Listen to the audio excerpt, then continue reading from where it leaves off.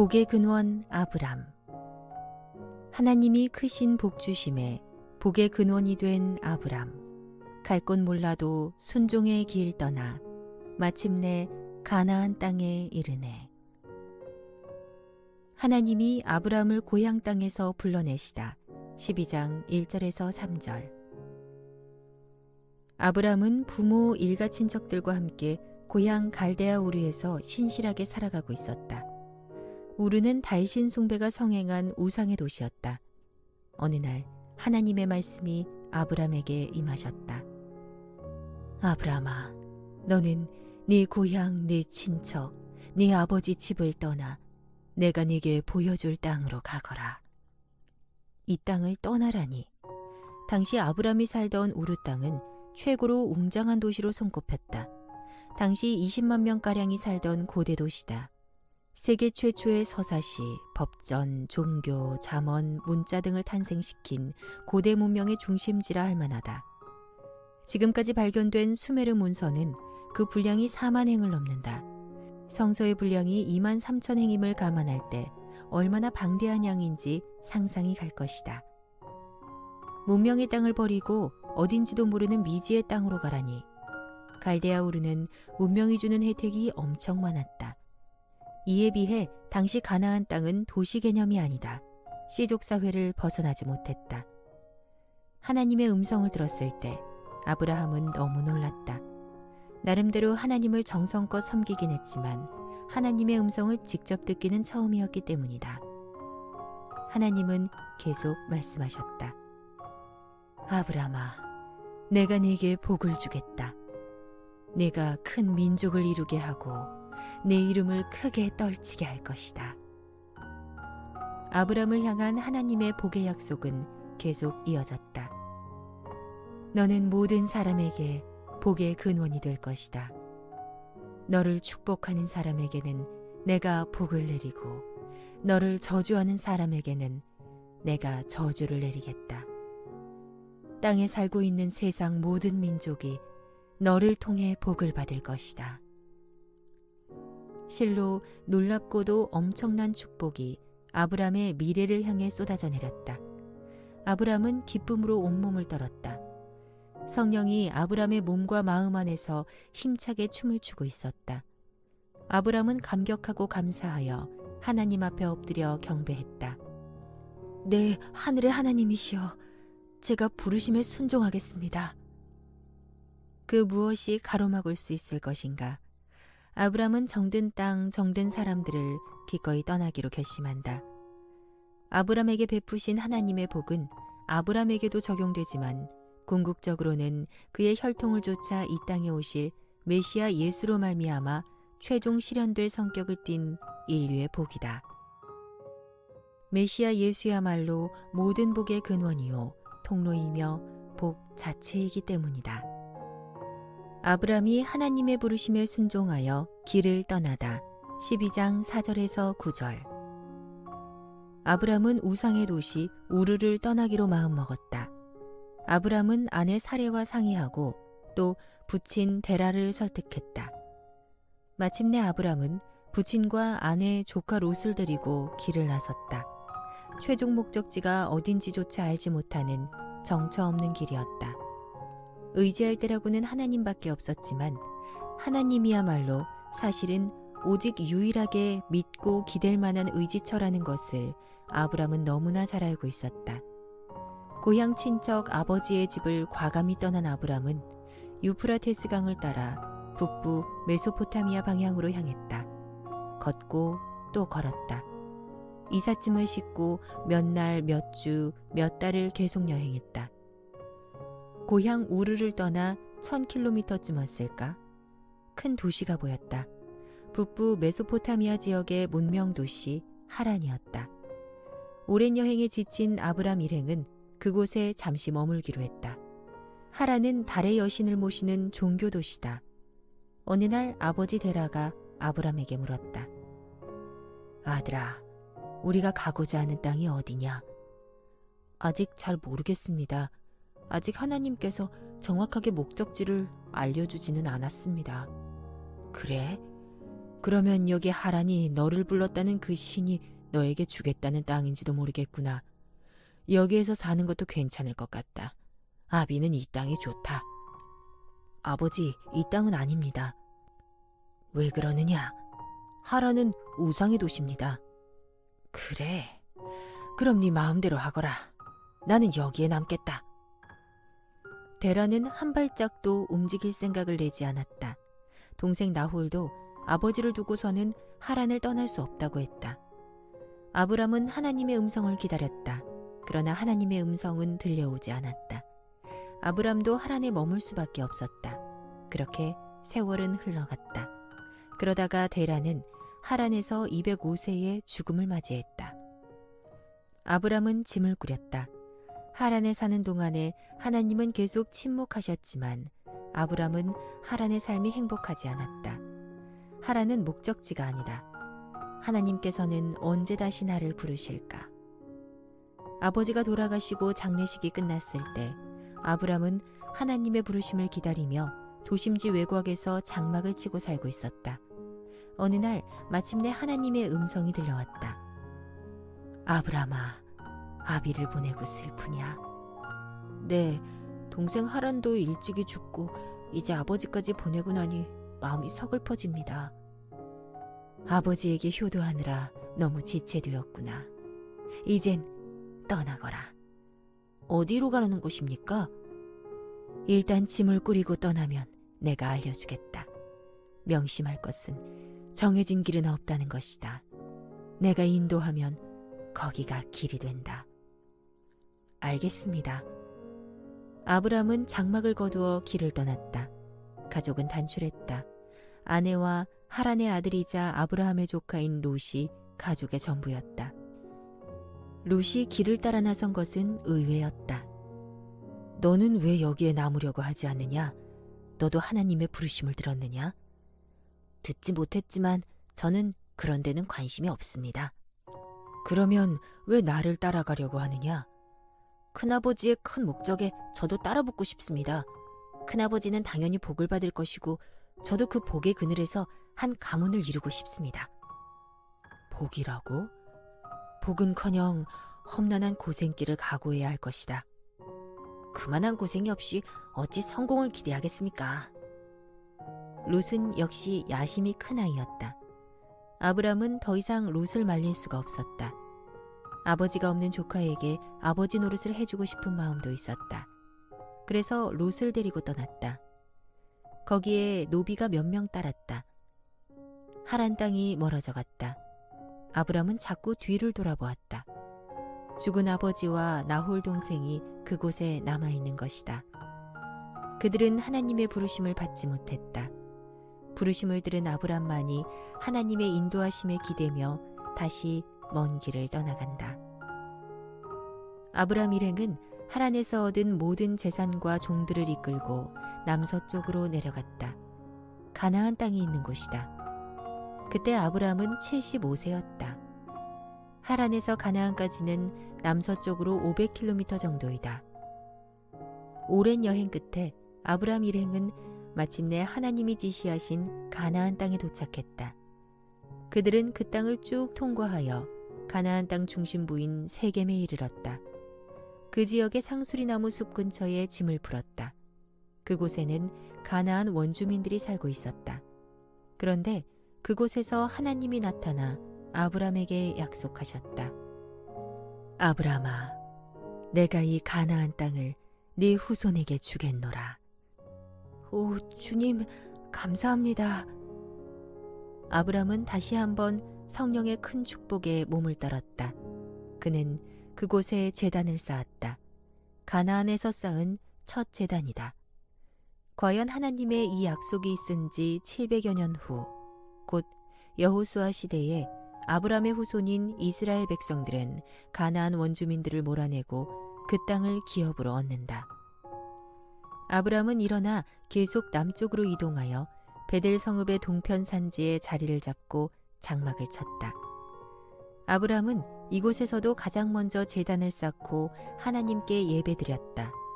그 뒤에도 아브람은 계속 가나안 땅의 남쪽으로 이동하여 마침내 네겝에 장막을 치고 정착했다. 네겝은 가나안 남방의 너른 광야지대를 일컫는 말이다. 아브람이 이집트로 내려갔다가 곤욕을 치르다. 12장 10절에서 20절. 아브람 일행이 네겝에 거주한 지 꽤 오랜 시간이 흘렀다. 그러던 어느 해 가나안 땅에 큰 흉년이 들었다. 그곳 기후는 11, 12월에 이른 비가 내리고 3, 4월에 늦은 비가 내린다. 이른 비는 파종을 위해 아주 기묘하다. 늦은 비는 농작물의 결실을 위해 필수적이다. 농사는 이 기간 동안 내리는 비에 전적으로 의존한다. 이때 비가 제대로 내리지 않으면 한해 농사를 망치게 된다.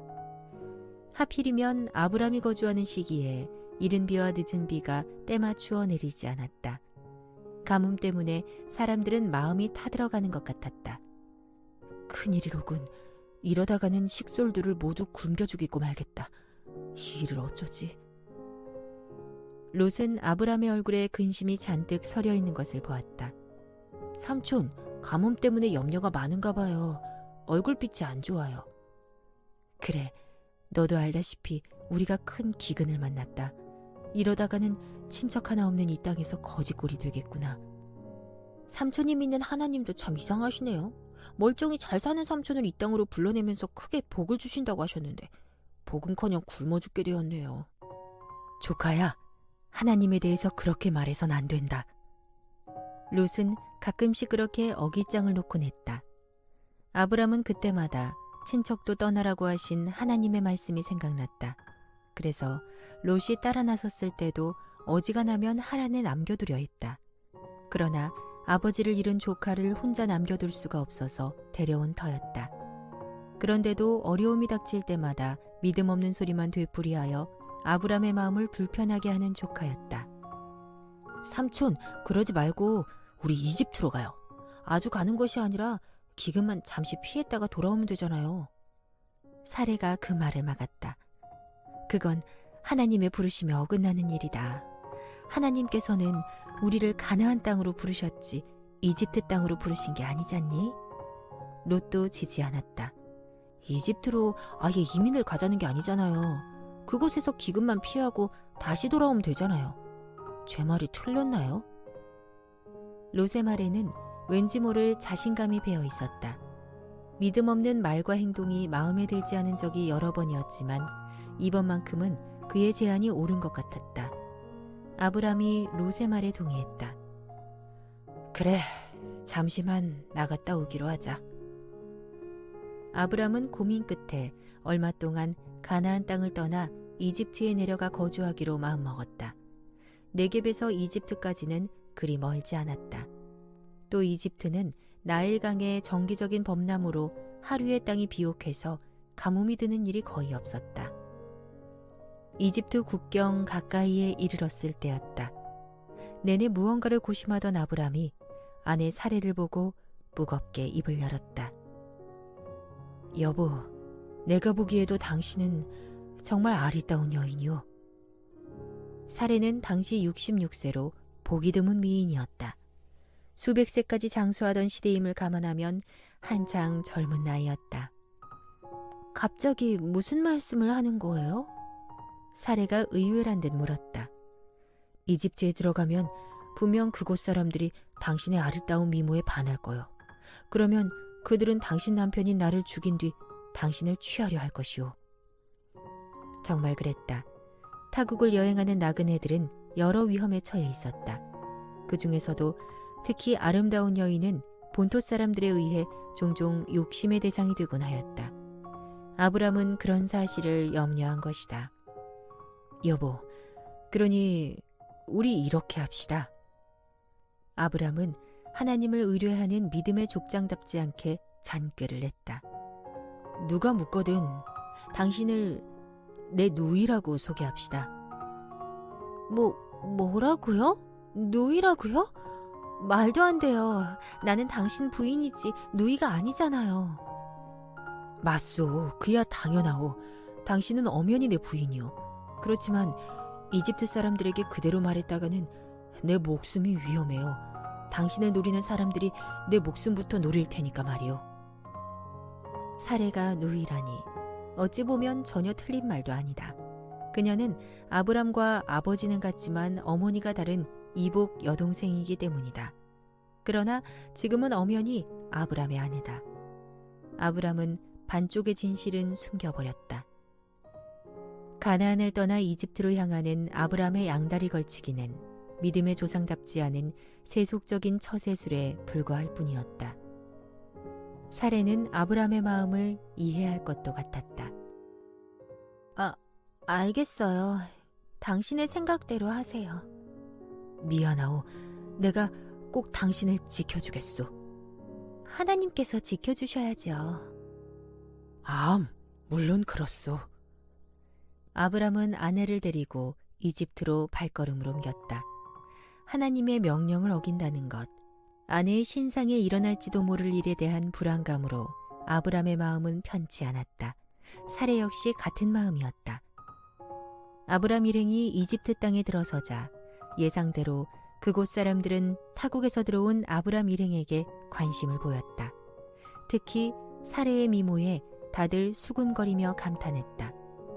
사례는 빼어난 미모와 더불어 현숙함과 영성을 갖춘 아름다운 여인이었다. 사례에 대한 소문은 삽시간에 널리 퍼졌다. 파라오의 신하들도 사례를 보고는 아리따운 여인이라고 입을 모아 칭찬했다. 아첨꾼 신하들은 파라오에게 사례를 취할 것을 은근히 종용했다. 폐하, 흉년을 피해 가나안 지방에서 내려온 사람들이 있는데 그 중에 참으로 아리따운 여인이 있사옵니다. 파라오는 그런 여인이 있다면 당장 궁으로 불러들이라고 명령을 내렸다. 파라오의 신하들은 즉시 사례를 왕궁으로 데려갔다. 과연 사례는 파라오의 마음을 사로잡았다. 아름답다는 여인들을 많이 접한 파라오조차도 사례의 미모에 절로 감탄했다. 파라오가 아브람 일행에게 말했다. 그대들은 잠시 내 가까이에서 지내도록 하시오. 적절한 때가 되면 그대들을 부르도록 하겠소. 그 말은 적당한 날을 받아 사례와 잠자리를 하겠다는 뜻이었다. 아브람 부부는 가슴이 덜컥 내려앉았다. 그러나 어떻게 해볼 도리가 없었다. 부디 하나님께서 지켜주실 것을 믿고 기도하는 수밖에 없었다. 사례 덕분에 아브람 일행은 이집트 왕궁에서 극진하게 대접받았다.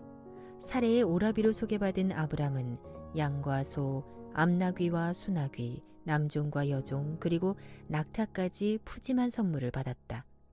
하지만 아브람의 마음은 그 선물의 양보다 더 불안해졌다. 파라오는 신하들에게 사례를 잘 치장시켜 놓으라고 명했다. 후궁으로 삼을 작정이었다. 그러나 하나님께서는 파라오의 뜻대로 일이 진행되도록 놓아두시지 않았다. 하나님께서는 파라오의 왕실에 재앙을 내리셨다. 궁중 사람들이 하룻밤 사이에 온갖 역병에 걸린 것이다. 파라오는 신하들과 긴급히 의논했다. 신하들은 이구동성으로 사례의 일로 재앙이 임한 것이라고 말했다.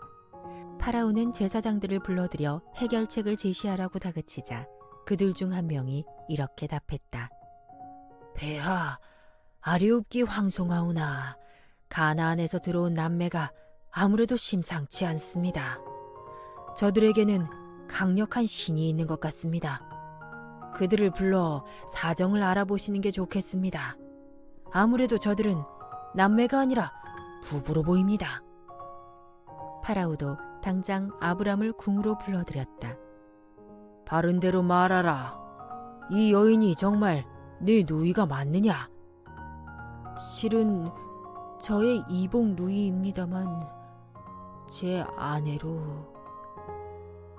아브람의 말이 채 끝나기도 전에 파라오는 그럴 줄 알았다는 투로 아브람을 질책했다. 네가 대체 어쩌자고 그랬느냐? 왜 네 아내라고 진즉 말하지 않았느냐? 그랬더라면 내가 저 여인을 어찌 후궁 삼으려 했겠느냐? 아브람은 고개를 들지 못했다. 명백히 절반의 진실만을 내세운 자신의 잘못이었고 자기 스스로 잔꾀에 걸려든 것이기 때문이다.